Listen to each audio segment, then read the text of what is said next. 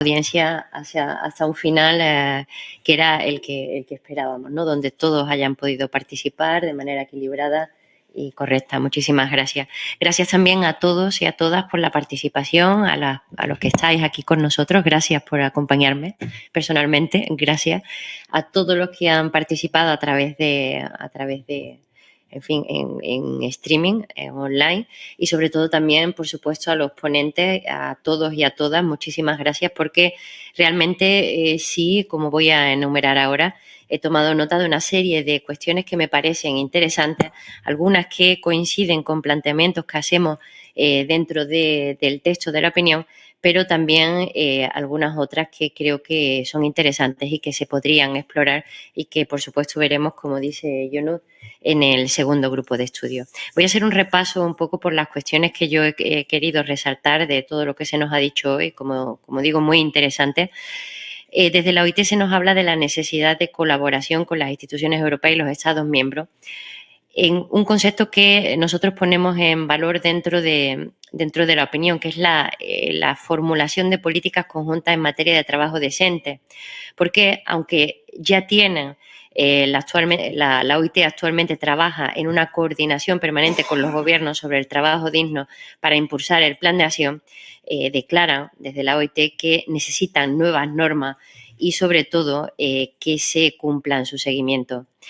Es algo que se reitera a lo largo del día. En cuanto a los desafíos de la transición verde, el comportamiento de las empresas es clave en el concepto amplio de la sostenibilidad de la Unión. Y, sin embargo, en la propuesta de la Comisión, el objeto está definido como la preservación de los derechos humanos, pues disfrutar de un medio ambiente saludable es un derecho humano.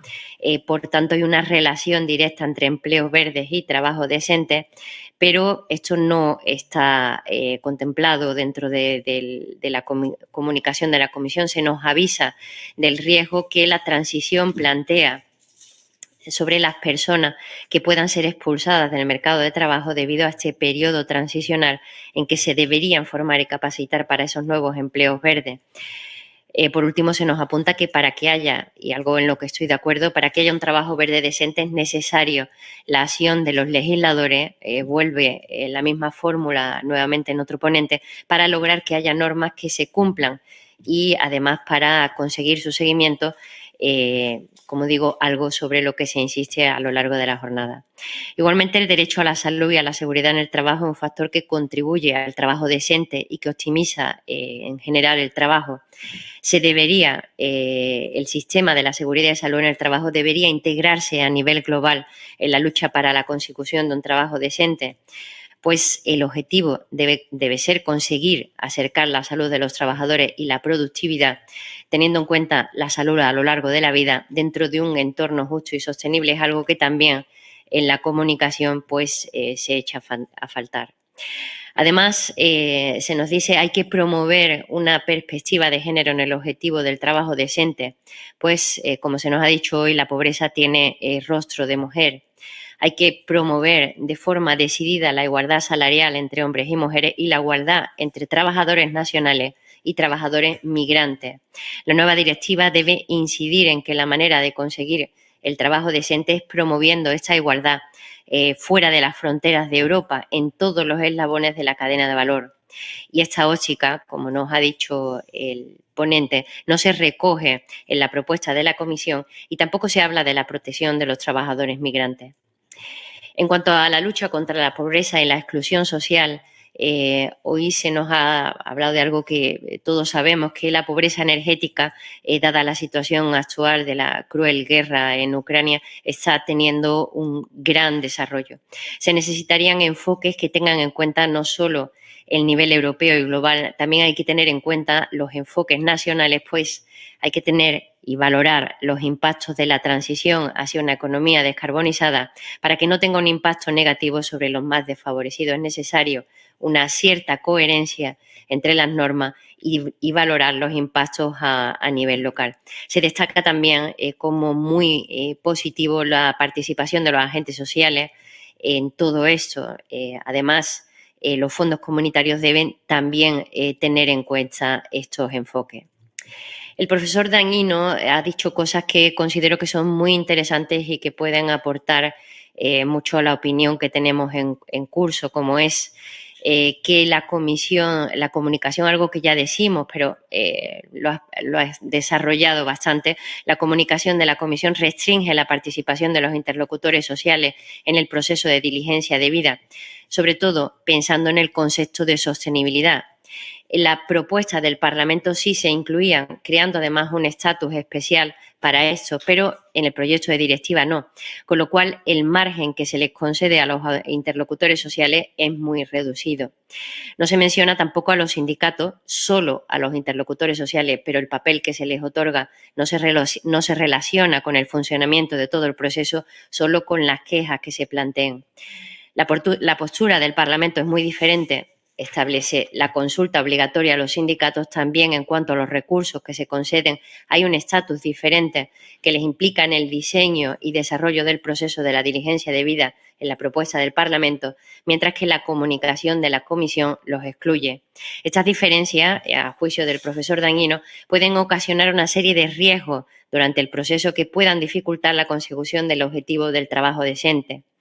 Hay además una serie de herramientas en el proceso de diligencia debida en las que tienen necesariamente que participar los sindicatos independientemente de los acuerdos nacionales colectivos, como por ejemplo el diseño y la implementación de las estrategias para diligencia debida, que se podrían incorporar luego en los acuerdos nacionales de negociación colectiva.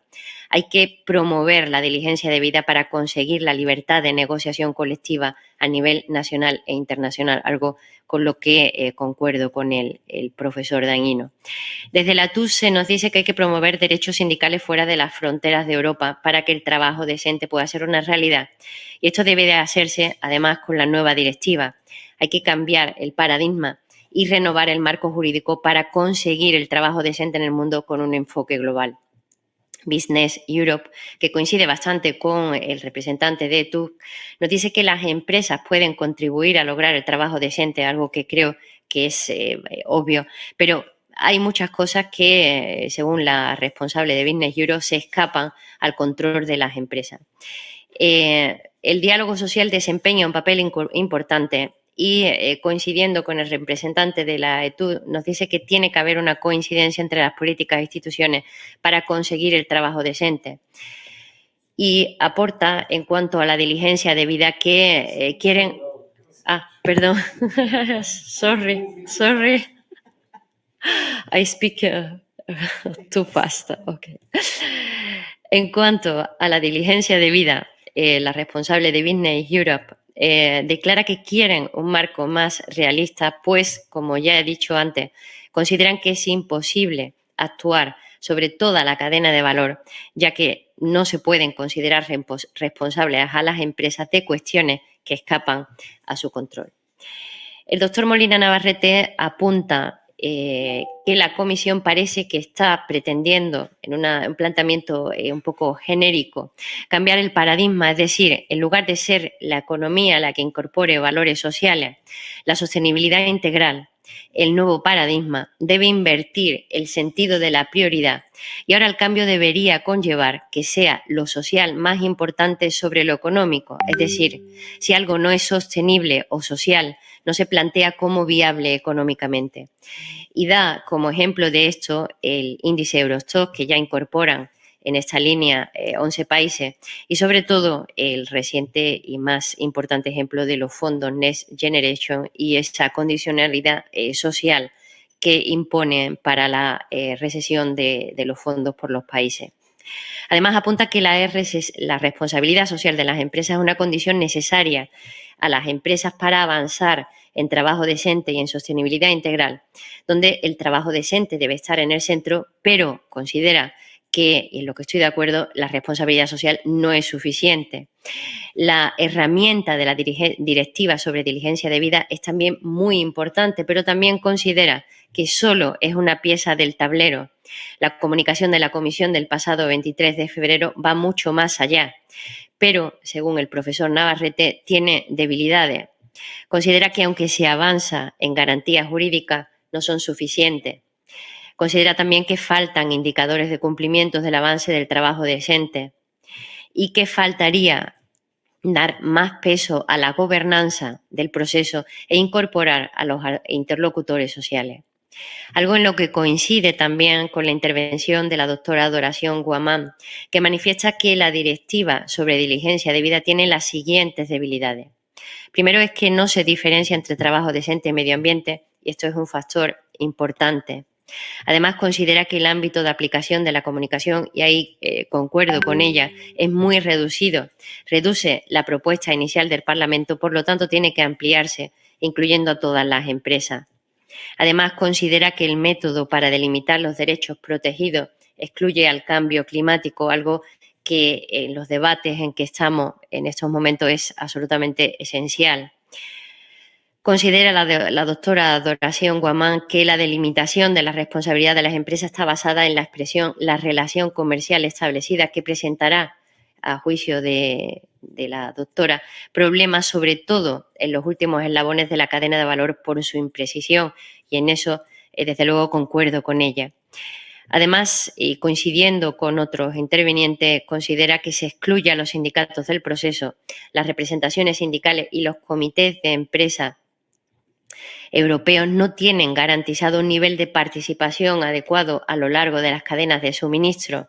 Esta deficiencia puede dificultar la eficacia en la lucha contra el dumping social, y además considera que esta laguna de protección, por su impacto colectivo, perjudica tanto a las personas trabajadoras como a las empresas.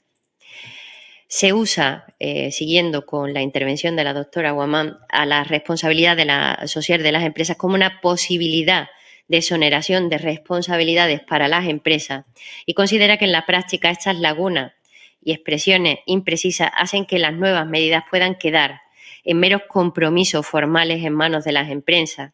En consecuencia, considera que la Comisión debe precisar con más rigor tales garantías y contemplar, a fin de mejorar la eficacia del cumplimiento, la participación de las representaciones sindicales de las empresas a nivel adecuado. Coincide, además, la doctora Adoración, con el profesor Dañino en decir que se excluye a los sindicatos que estaban incluidos en la propuesta del Parlamento. Se excluye a los sindicatos del diagnóstico y de la gestión de los mecanismos de la diligencia en las empresas. Y concluye diciendo que los sindicatos deben estar presentes en los mecanismos de evaluación y en los acuerdos marcos también deberían estar incluidos. Además, dice, y me parece una aportación muy interesante, y es que se deben crear redes nacionales para la gobernanza de la diligencia debida, para lograr que la diligencia debida sea un instrumento para la consecución del trabajo decente. Por último, y aquí concluyo, como decía en su intervención el profesor Molina Navarrete, como se deduce de la sentencia del Tribunal Europeo de Justicia y del artículo 31 de la Carta de los Derechos Fundamentales de la Unión Europea, el trabajo en condiciones dignas, equitativas y saludables redunda en interés de las personas, pero también de las empresas, de los consumidores, de todo el planeta, no solo de la Unión Europea. Por tanto, en un espacio cada vez más global, apelando a la Constitución de la Tierra de Ferrajoli, no solo deben desaparecer la rebaja de las normas laborales básicas como medio para obtener una ventaja competitiva, sino que su mejora facilita un crecimiento más productivo y sostenible. Las normas internacionales de los Estados y de las partes sociales, acuerdos nacionales e internacionales, deben reconocerlo, garantizarlo y promoverlo. Muchísimas gracias. Creo que me he extendido un poco en mis conclusiones, pero realmente las aportaciones me parecían muy interesantes y así lo he querido trasladar. Gracias y quedo a su disposición para lo que queráis. Gracias, presidente. Mulțumesc mult, Marie Carmen, te-am văzut pe parcursul discuțiilor că ți-ai notat toate